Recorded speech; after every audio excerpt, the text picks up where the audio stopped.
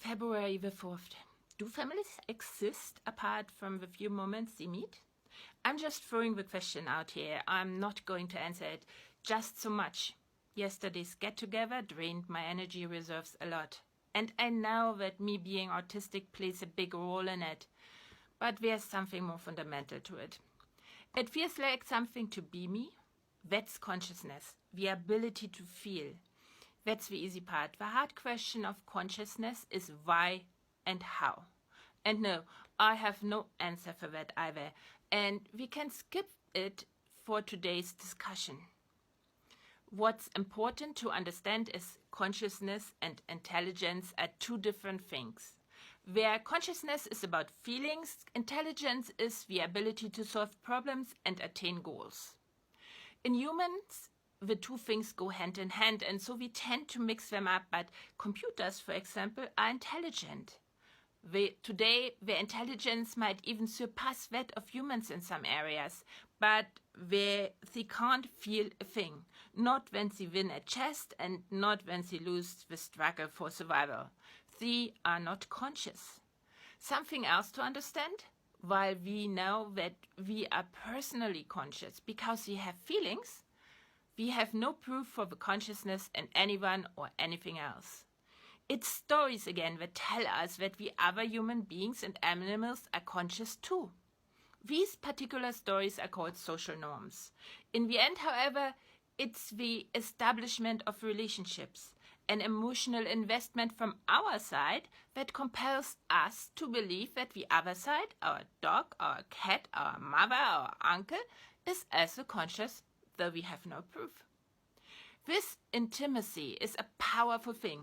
We organize how we live together and cooperate on the basis of stories. And as I said, that's a beautiful thing because a story can be changed. If you want to do so, if you want to change someone's mind, you first have to establish a relationship, trust, intimacy, and then you engage on this basis in conversations. That makes us hackable. Our brains can get hacked, our minds can get hacked, our behavior can be predicted and manipulated. For example, the best of humanity is that human beings are fundamentally good. Human beings are averse against suffering, of themselves and of others. When we are confronted then with an illusion of human suffering or with images of human suffering but attributed wrongly, we will jump into action. We will fight for the chaos that mobilizes us. No questions asked. That's how Germans got into the Holocaust. They wanted to save the human race from the weakness that was supposedly spreading within.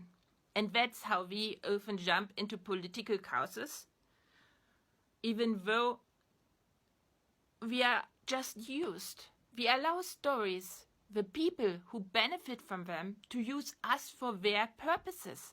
A story that can get people to fight over is a story that will survive. But it's not the story that will suffer. Stories are not conscious. People will go to prison, people will die, people will suffer, but the story will spread. And our new means of technology make it even worse. Make hacking our brains seem like a piece of cake. But that's for another day.